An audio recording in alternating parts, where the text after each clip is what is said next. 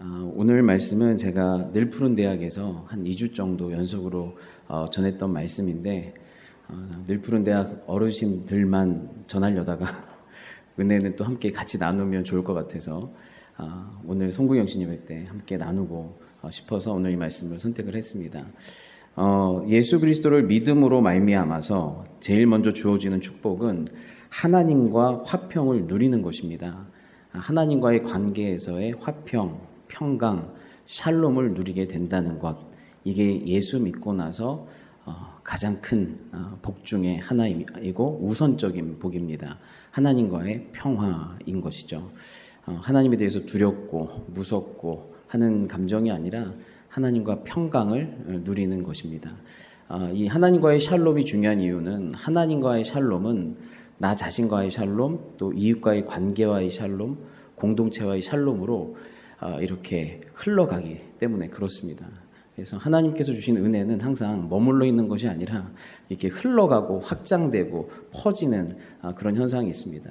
근데 특별히 이 화평, 이 평강이라고 하는 단어가 이 세상에서 쓸 때는 우리가 생각할 때 평강하시기를 바랍니다. 샬롬이 있기를 바랍니다라고 얘기할 때 아무 나쁜 일이 일어나지 않기를 바랍니다. 좋은 일만 있었으면 좋겠습니다. 라는 마음으로 복을 빌어주잖아요. 근데 그건 사실 우리가 말하면서도 거짓말인 걸 알죠. 왜냐하면 좋은 일만 있을 수가 없어요. 좋은 일만 있을 수가 없고 아무 일도 안 일어날 수도 없어요. 그러니까 이 세상은 죄와 악이 공존하고 이기적이고 자기중심적인 인간들이 살고 있기 때문에 우리가 누리는 평강은 어떤 평강이냐면 문제가 없는 평강이거나 아무 해도 당하지 않는 평강이 아니라 깨어짐과 어떤 문제 속에서 그것들이 회복되면서 오는 평강이에요.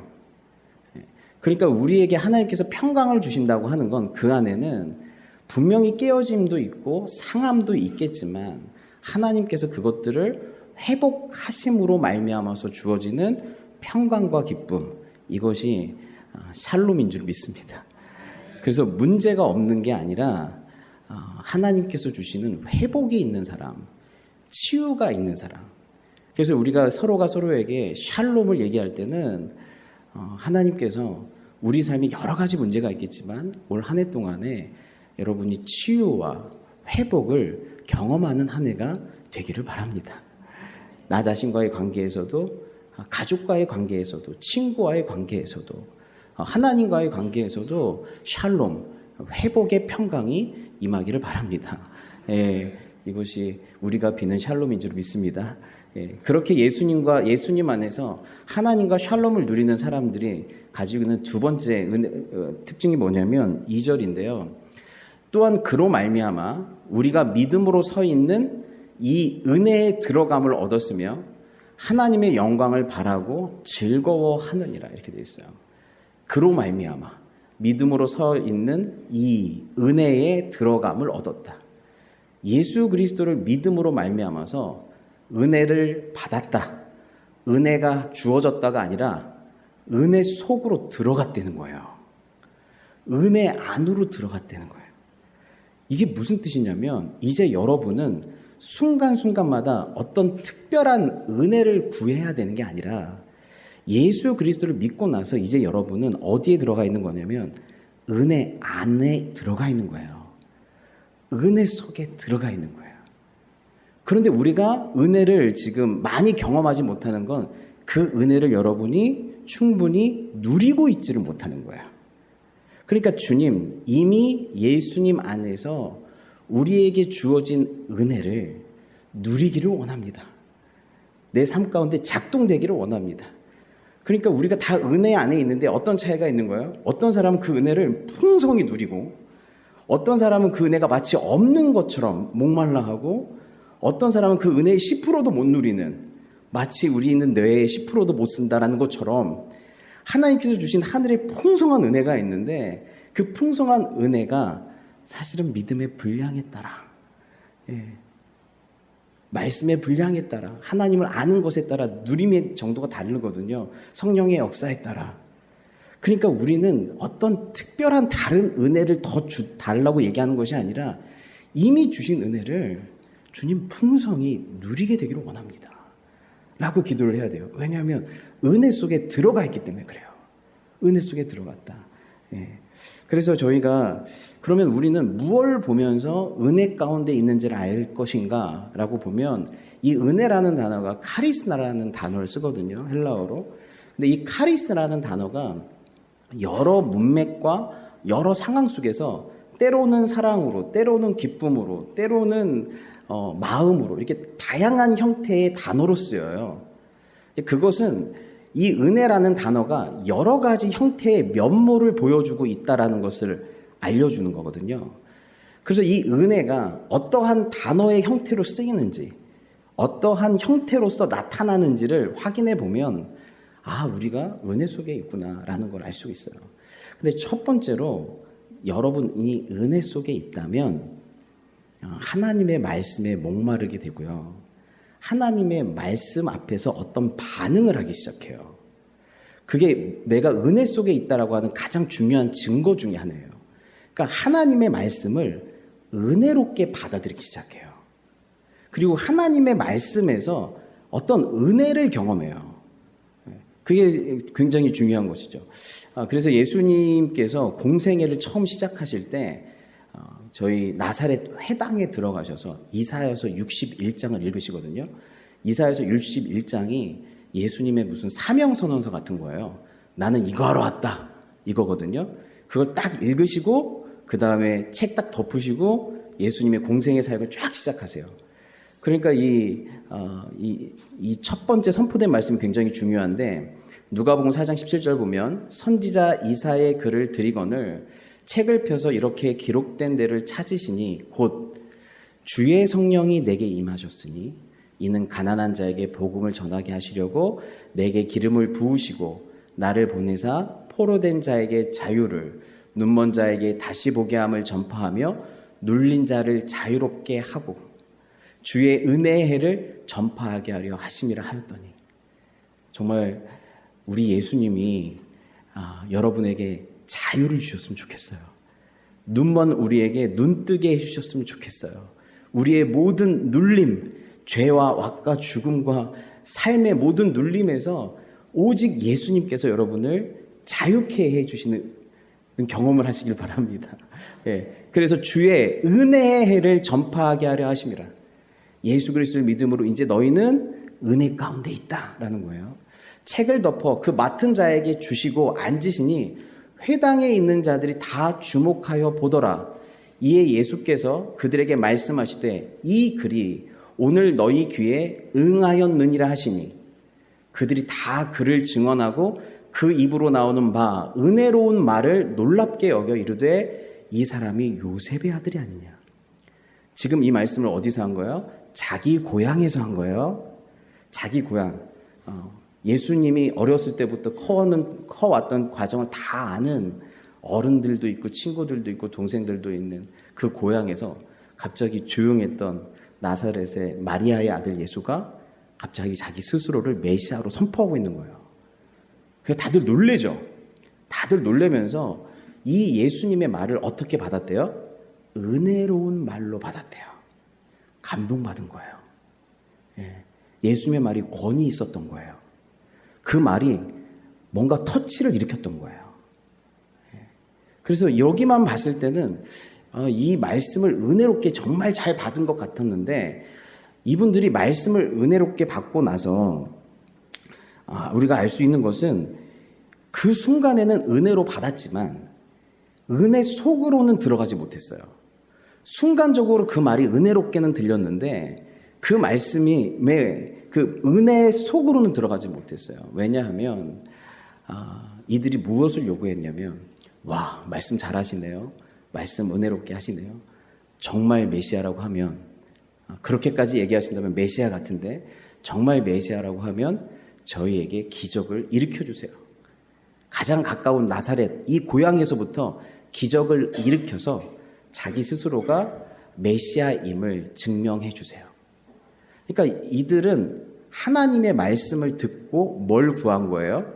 기적을 구하고 자기들의 소원 성취를 구하고 자기들이 원하는 뜻이 이루어지기를 원하는 눈에 보이는 어떤 현상을 구했던 거예요. 그러니까 말씀을 듣고 그 말씀을 전하신 예수님이 누구신지, 그 말씀 자체가 어떤 의미인지를 더 깊이 탐닉한 것이 아니라, 그 말씀이 중요한 것이 아니라 우리한테 필요한 기적을 달라고 얘기를 한 거예요. 그러면 믿겠다는 거예요.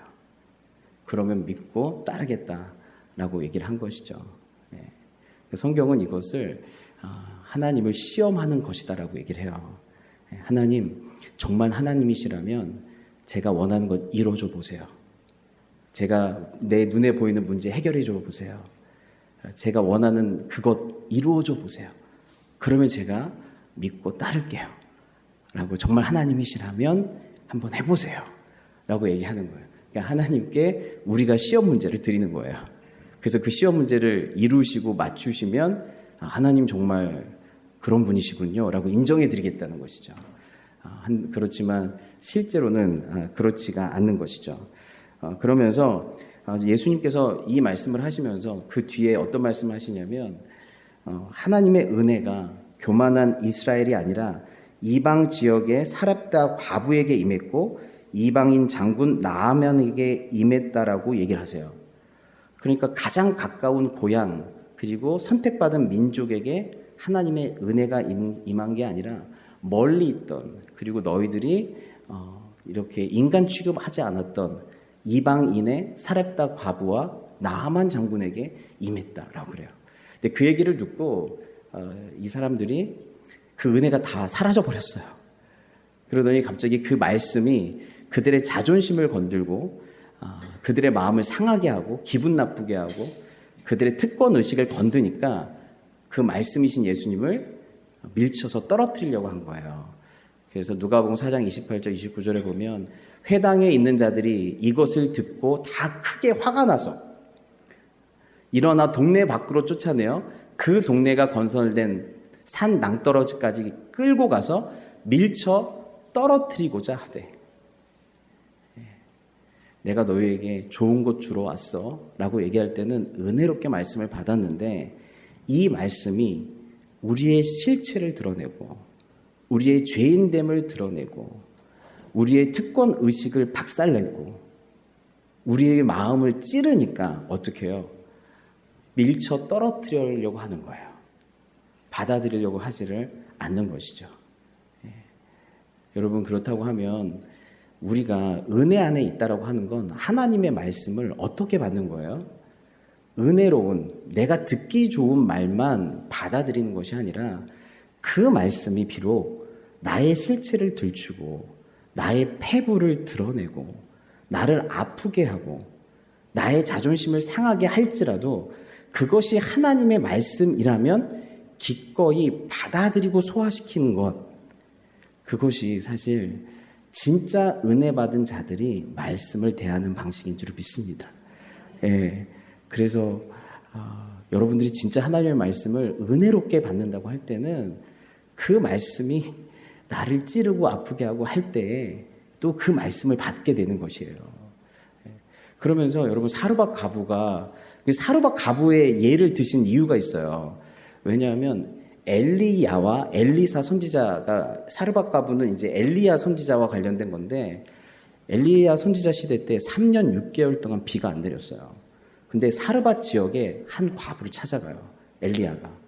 그래서 그 과부에게 뭐라고 하냐면, 네 손에 있는 떡 한 조각을 나에게 달라, 이렇게 얘기해요. 그런데 사르밧 과부가 뭐라고 얘기하냐면, 제가 지금 갖고 있는 게 이 통에 밀가루 한 움큼하고 병에 기름 조금인데 진짜 딱 떡 하나 만들 수 있는 재료밖에 없는 거예요. 그러니까 이런 거 있죠. 이제 먹고 죽으라고 해도 없습니다. 뭐 이런 거 있잖아요. 그러니까 없는 거예요. 딱 떡 한 조각 그걸 만들어서 먹고 자기 아들한테 먹이고 같이 죽으려고 그랬던 거예요. 그런데 지금 뭘 원하는 거예요? 지금 엘리야가 말씀을 들고 와가지고 엘리야가 네 손에 있는 떡 한 조각을 갖고 오라는 거예요. 딱 하나 있는 그거를 달라는 거예요. 그때 이 여인이 이렇게 얘기할 수 있어요. 만약 비를 내리게 해주신다면 드릴게요. 만약 내 통에 가루를 꽉 채워주신다면 드릴게요. 내 병에 기름을 꽉 채워주시면 드릴게요. 내 상황을 역전시켜 주시고 내가 당신에게 당신의 말씀에 순종할 수 있는 상황과 여건을 만들어 주시면 순종해 드릴게요. 그렇게 얘기할 수 있어요. 왜냐하면 우리도 그런 식으로 하나님 앞에 반응을 해요. 하나님은 우리의 상황을 아시는 하나님이신데 겨우 그거 하나, 겨우 그 여력 하나밖에 없는데 하나님의 말씀이 하나님이 어떨 때 그 딱 하나를 달라고 부르시는 거예요. 그럼 우리는 그러죠. 또 하나님을 시험하죠. 조건을 다는 거죠. 아유, 채워주시면 드릴게요. 예. 상황을 역전시켜 주시면 드릴게요. 비가 오게 하거나 내 통에 있는 이 모든 것들 결핍을 채워주시면 드릴게요. 근데 말씀은 뭘 요구하는 거예요? 아니, 먼저 가져와. 그 딱 하나를 달라고 하는 거예요. 그랬더니 어떻게 해요? 그걸 드렸어요. 하나님의 말씀으로 여기고 믿고 순종하기 시작한 거예요. 그랬더니 나중에 그 통이 채워졌어요. 여러분, 나아만 장군은 어떤 사람이냐면 아람 왕의 군대 장관이 나아만인데요.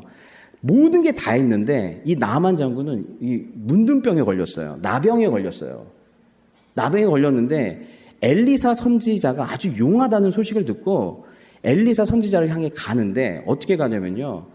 그 아람 왕의 친서를 들고 그 다음에 병거와 수많은 이 군대들을 몰고 금 6천, 은 100, 은 10, 옷 아주 어마어마한 하고 화려하게 해가지고 엘리사 집까지 도착해요. 그러면 엘리사가 당장 나와서 문 안 하고 손 대가지고 고쳐줄 줄 알았는데 엘리사가 문 밖에 나오지도 않아요. 그리고 사자를 보내가지고 저기 요단강에 가서 일복권 왔다 갔다 해서 씻으세요. 그럼 나을 거예요. 그랬더니 나아만이 너무 열받는 거예요. 아니, 내가 누군데 내가 아람 왕의 친서를 가지고 오고 이렇게 어마어마한 사람인 걸 보여줬는데도 문 밖으로 나오지도 않는 거예요. 그랬더니 나아만이 뭐라고 그러냐면 나아만이 노하여 물러가며 이르되 내 생각에는 그가 내게로 나와 서서 그의 하나님 여호와의 이름을 부르고 그의 손을 그 부위에 흔들어 나병을 고칠까 하였도다. 이게 자기 생각이었대요. 엘리사 선지자가 앞으로 나와가지고 자기를 문안하고 여호와 이름을 부르면서 자기 아픈 부위에 손을 얹고 주님 낫게 하옵소서 좀 더 세게 기도해 줄 줄 알았대요. 그런데 뭐예요? 전혀 자기 생각과 다른 방식으로 말씀이 움직이는 거예요. 말씀을 맡은 선지자가 전혀 다른 방식으로 움직이는 거예요. 그런데 그럼에도 불구하고 그 말씀에 내 생각대로 하나님이 움직여주지 않으심에도 불구하고 말씀에 순종해서 그렇게 한 거예요. 나아만이 이에 내려가서 하나님의 사람의 말대로 내 생각대로가 아니라 하나님의 사람의 말대로 요단강에 7번 몸을 잠그니 그의 살이 어린아이의 살같이 회복되어 깨끗하게 되었더라. 예. 여러분, 우리가 은혜 속에 들어간다고 하는 것은 이제 하나님의 말씀과의 관계에서 이제 내 생각대로 하나님이 움직여주지 않으셨는데 내 생각대로 되어지지 않지만 하나님의 말씀에 순종하여서 걸어가는 훈련을 해가시는 거예요. 여러분이 내년에 이런 하나님을 깊이 만났으면 좋겠어요. 그때 여러분들이 생각하는 것보다 더 크신 하나님을 여러분은 만나시게 될 거예요. 그래서 은혜 속에 들어간다는 건 하나님의 말씀이 어떤 것은 내 귀에 듣기 좋지만 어떤 것은 그 말씀을 삼키려면 내 배에 쓴 말씀이 있어요. 근데 그 쓴 말씀도 삼키는 거예요.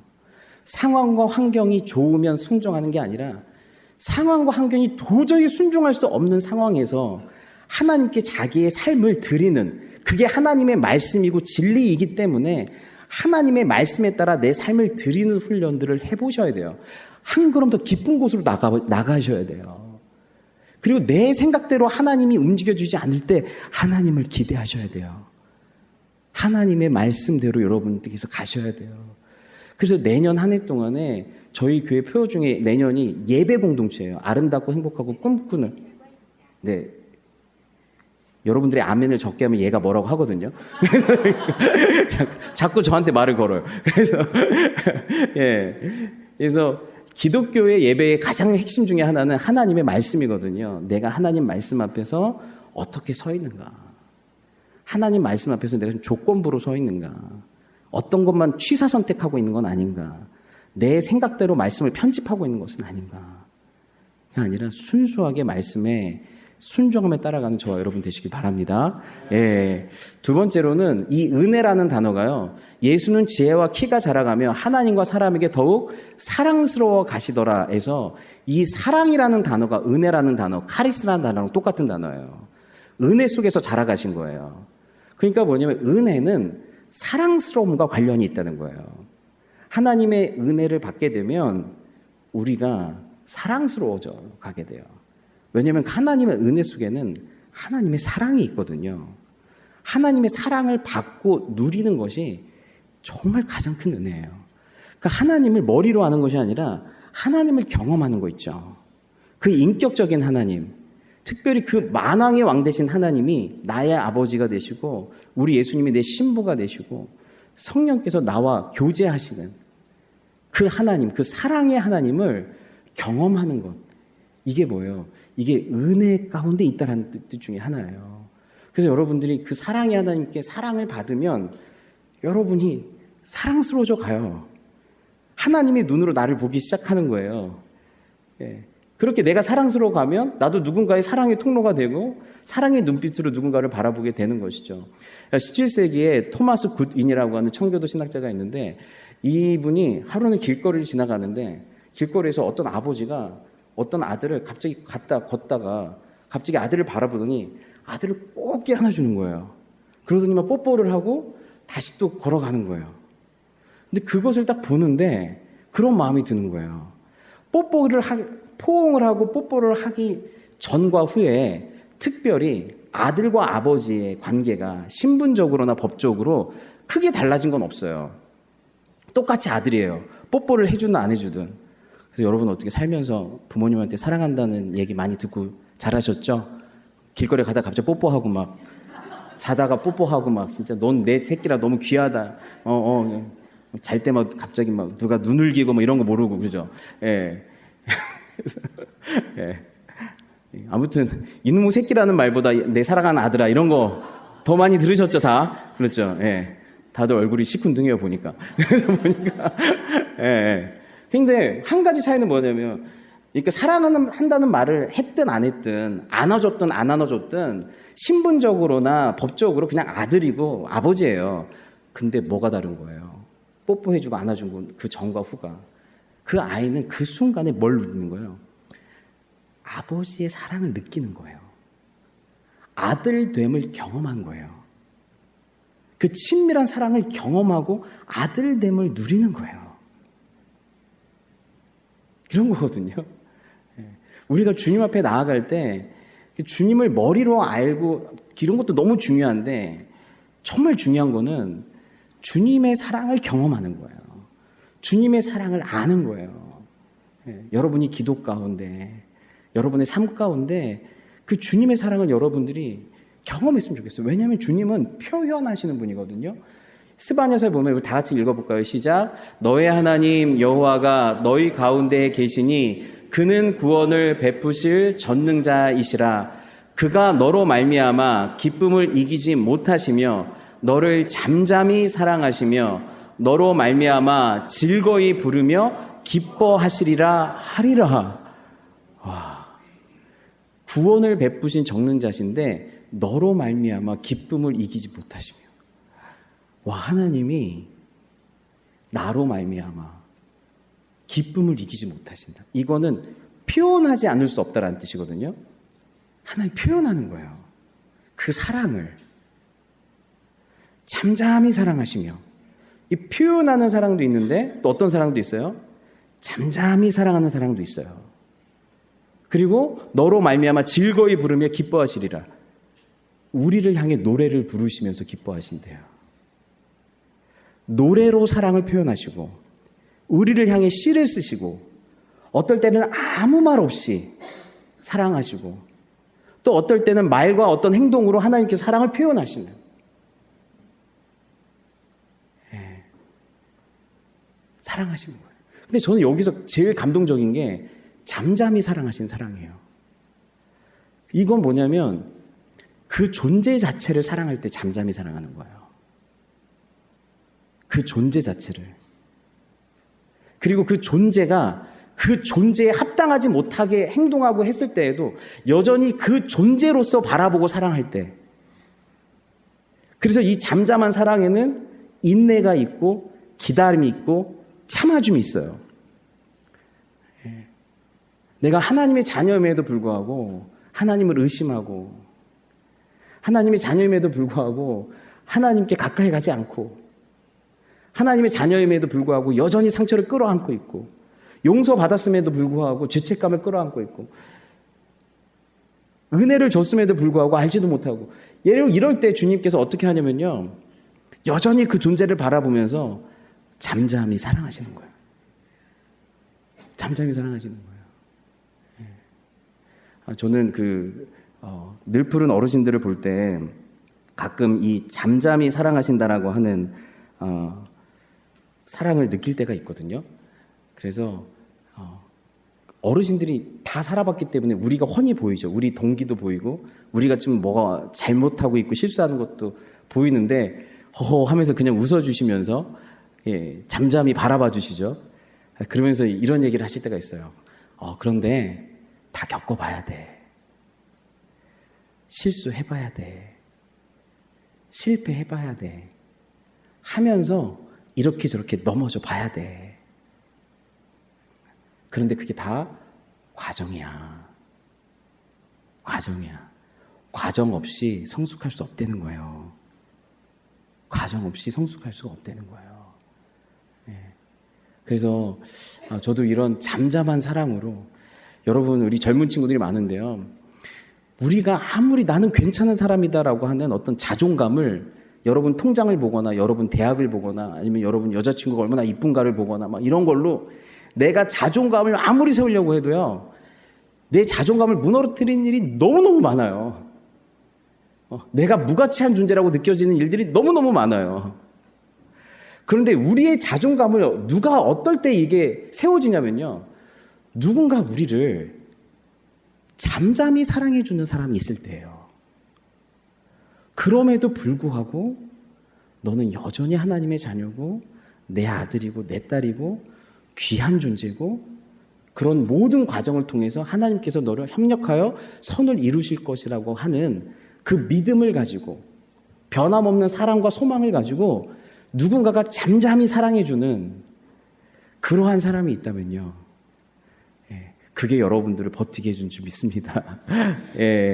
주님께서 그렇게 잠잠히 사랑해 주시고 여러분도 여러분 앞에서 부족한 모습, 연약한 모습, 실수하는 모습 보일 때에도 여러분 누군가를 잠잠히 사랑해 주세요. 기다려 주시고 모든 것을 바라며 모든 것을 견디는이라고 그랬잖아요. 하나님께서 하실 거예요. 하실 거예요. 아무튼 주님께서는 말과 행동으로 침묵으로 노래로 우리를 사랑하십니다. 네, 제가 8분 안에 말씀 최대한 끝낼게요. 좀 있으면 카운트다운 하니까 여러분이 너무 지금 잠잠히 저를 사랑하셔서 눈이 좀 몇 명 감기는 것 같아요. 지금 몇 명 감기는 것 같아요. 그래서 미리 말씀을 드립니다. 세 번째는요, 이 칭송인데요. 날마다 마음을 같이하여 성전에 모이기를 힘쓰고 집에서 떡을 떼며 기쁨과 순전한 마음으로 음식을 먹고 하나님을 찬미하며 온 백성에게 칭송을 받으니 주께서 구원받는 사람을 날마다 더하게 하시니라 라고 되어 있어요. 여기서 이제 그 초대교회 때 성령이 놀랍게 임하시자 사람들이 너무너무 멋지게 변하니까 하나님을 찬미하며 온 백성에게 칭송을 받는다라고 되어 있는데 이 칭송이 카리스, 은혜라고 하는 뜻이에요.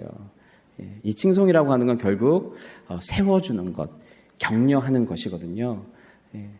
여러분이 은혜를 받았다는 건 여러분 인생 가운데에서 하나님의 세워주심. 근데 진짜 세워주려고 완전히 잡아뜨릴 때도 있어요. 완전히 무너뜨릴 때도 있어요. 예. 이거는 완전히 무너져야 세워질 수밖에 없기 때문에 어떨 때는 완전히 무너져야 세워질 수밖에 없어요. 예. 그런데 하나님께서는 여러분들을 세우시는 하나님, 위로하시고 격려하시면서 여러분을 세우시는 하나님, 교회를 판단하는 것으로 끝나시는 게 아니라 판단된 교회를 다시 세우기를 원하시는 하나님이세요. 그래서 주님은 여러분이 어떤 부분에서 넘어져 있는지는 모르겠지만 주님께서 여러분을 일으켜 세워주시기를 원해요. 그리고 그 은혜를 받은 사람들을 통해서 그래서 나도 그런 것 같아요. 여러분들의 우리의 성숙이라고 하는 것은 항상 실패와 좌절을 딛고 일어서면서 성숙한 거거든요. 그러니까 꾸준하게 성숙한 사람은 아무도 없어요. 기독교의 성숙은 항상 이렇게 성숙하는 거예요. 넘어졌다 일어나면서 넘어졌다 일어나면서. 근데 예전에는 한 번 넘어진 3년 걸렸는데 이번에는 이제 2년 걸리고 이젠 2달 걸리고 1달 걸리고 이제서는 웬만해서는 일주일 안에 딱 일어나고 뭐 이게 그러니까 잘 일어나는 걸 성숙이라고 하는 거지. 의인은 7번 넘어져도 8번 일어나느니라. 안 넘어지는 게 의인이 아니에요. 벌떡벌떡 잘 일어나는 게 의인입니다. 그래서 저희가 어떻게 성숙하냐면요. 하나님의 말씀에 순종해 가다 보면 계속 넘어져요. 그런데 그 실수와 실패를 통해서 다시 하나님 안에서, 은혜 안에서 다시 일어나는 법들을 배운 사람. 그래서 우리 아이들도 사실 실패를 많이 경험해야 돼요. 근데 우리는 그걸 못 보죠. 그 꼴을. 하지만 우리 아이들의 힘은 어디서 생기냐면요. 넘어졌다 일어나는 법을. 그래서 넘어질 때 사실은 아유 왜 넘어졌어? 그 돌 못 봤어? 왜 맨날 똑같은 거 넘어져? 바보가 넘어지지 말란 말이야. 저도 올라와. 우리 주원이 다칠 때마다 벌써 저는 화가 여기까지 올라오는데 오늘도 많이 참았어요. 어디 또 다쳐갖고 왔더라고. 근데 여러분, 근데 잘 넘어졌다가 일어날, 그래서 이 실패와 넘어짐을 축하해 줄 줄 알아야 돼요. 축하해 줄 줄. 그래서 제가 아는 목사님은 누가 실패하고 넘어지면 그날이 외식하는 날이야. 야, 진짜 오늘 축하할 일이 또 생겼다. 걔가 또 실패했다. 같은 자리에서. 그러면서 또 축하하는 거예요. 근데 실패를 축하할 줄 알고 그러면 거기에서 힘이 생겨요. 거기서 일어날 수 있는 힘, 배우는 힘. 와, 이거 실수를 통해 이게 일어나면 되는 거구나. 계속 자빠져 있는 게 실패구나. 근데 어떤 사람은 성숙을 못하냐면요. 실패할까봐 아무것도 안 하면 성숙을 못해요. 아무것도 안 하면. 그래서 여러분 실패하더라도 걸려 넘어지더라도 목사님 저 이거 못할 것 같아요. 제가 감당할 수 없어요. 이 직분이 뭐든 제가 이거 못할 것 같아요. 잘하라고 준 게 아니라 잘 자빠지라고 주는 겁니다. 잘 자빠졌다가 일어나서 넘어졌다 일어나면서 성숙하는 거거든요. 저도 마찬가지고 저희가 여기까지 오기까지. 그러니까 여러분 우리는 그렇게 성숙한 사람이기 때문에 누가 자빠져 있다고 함부로 판단하고 너는 여기까지야. 너는 그 모양 그 꼴이야. 절대 그러시면 안 돼요. 여러분이 함께 일으켜 주셔야 돼요. 은혜를 받은 자. 그래서 항상 은혜는 받으면 은혜를 받은 사람은 반드시 은혜의 통로가 돼요. 하나님께 세움받은 우리 성도들과 목장을 통해서 세움받은 경험을 한 사람은 반드시 내가 은혜의 통로가 돼요. 그러니까 여러분이 받은 은혜를 기억하셔야 돼요. 내가 어떤 은혜를 받았는지 기억하셔야 돼요. 분명히 하나님이 그걸로 사용하세요. 여러분이 넘어졌다 일으키심을 받았으면, 말로 위로함을 받았으면, 섬김을 받았으면 반드시 그걸로 주님께서 여러분의 은혜의 통로로 만드세요. 마지막으로 그래서 주님이 이런 분이세요. 상한 갈대를 꺾지 아니하며 꺼져가는 심지를 끄지 아니하기를 심판하여 이를 때까지 내 끝까지 은혜로 너를 다스리고 통치하겠다. 일으켜주겠다. 넌 안 되겠다. 상했다. 완전 꺾어야겠다. 소망이 없다. 이게 아니라 끝까지 상한 갈대를 안 꺾겠다. 꺼져가는 심지를 끄지 않겠다. 라고 말씀하세요. 마지막으로 이태가 지난 후 보르기오 베스도가 벨릭스의 소임을 받으니 벨릭스가 유대인의 마음을 얻고자 하여 바울을 구려하여 두니라. 여기에서 무엇이 은혜일까요? 여기서 은혜는 마음이 은혜예요. 벨릭스가 유대인의 마음을 얻고자 하여 바울을 두려워해 뒀다고 하는데 마음이 은혜라는 단어, 카리스라는 단어를 쓰고 있습니다. 여러분, 이 자본주의 시대에 살 때 많은 사람들이 소비자들의 마음을 얻으려고 그래요. 왜냐하면 마음이 있는 곳에 뭐가 있어요? 돈이 있기 때문에 그래요. 마음이 있는 곳에 돈이 있어요. 그런데 돈만 있는 게 아니에요. 사람은 어디에다 마음을 두면요, 그 마음에 돈도 따라가고 시간도 따라가고 재능도 따라가고 에너지도 따라가고, 그 마음이 있는 곳에 자기 모든 걸 다 쏟아붓게 돼 있어요. 그러니까 마음을 따라가는 것이거든요. 근데 여러분 보시면 내 보물이 있는 그곳에 뭐가 있다? 내 마음도 있다라고 돼 있어요. 보물이 있는 것과 마음이 있는 것과 다른데, 여기서 보시면 같은데, 내 보물이 있는 곳에, 이 말씀에서 우리가 받아야 될 은혜는 주님께서 여러분을 보물로 여기신다는 거예요. 여러분을 보물로 여기신다고 하면 여러분에게 주님의 마음이 있다는 거예요. 그래서 주님의 눈길도 손길도 마음도 이게 여러분에게 향해 있어요. 그래서 우리가 누군가한테 마음으로 뭘 섬긴다고 하는 것은 그 마음이 있는 곳에 우리의 시간과 에너지와 물질과 이런 것들이 함께 가는 그런 것들이신 거죠. 그래서 여러분, 하나님께서 나를 보물처럼 여겨주시고 나에게 마음을 두고 계시구나. 그래서 하나님의 손길과 하나님의 생각과 생각의 마음들이 나에게 향하는 것이죠. 신앙생활도 마찬가지입니다. 신앙생활은 하나님께 마음을 두는, 그리고 성도와 성도 그리고 교회 일에 마음으로 어떤 일들을 해보는 거예요. 그래서 그 마음이 따라갈 때에 우리의 헌신이 함께 따라가는 줄을 믿습니다. 그래서 여러분, 이제 끝났어요. 다 기억나죠? 은혜 안에 있다라고 하는 건, 이제 60초 남았습니다. 제가 30초 동안에 말씀을 정리할 거예요. 은혜 안에 있다고 하는 건 하나님의 말씀을 받아 누리고 말씀의 통로가 되는 것이고, 하나님께 사랑을 받아 사랑의 통로가 되는 것이고, 하나님께 일으킴을 받아 여러분이 누군가의 일으킴의 통로가 되는 것이고, 하나님의 마음을 받아 여러분도 누군가에게 마음을 주는 것인 줄 믿습니다. 아멘. 다 까먹었죠, 벌써. 말씀, 그 다음에 사랑, 그 다음에 칭송, 마음. 이 네 가지예요. 그것들을, 그 은혜를 받아 누리시고 또 은혜의 통로가 되는 여러분이 다 되시길 바랍니다. 정말 탁월한 목사입니다. 지금 딱 맞췄어요. 다시 10, 9, 8, 7, 6, 5, 4, 3, 2, 1. 우리 서로 인사하겠습니다. 새해 복 많이 받으세요. 해피 뉴 이어. 새해 복 많이 받으세요.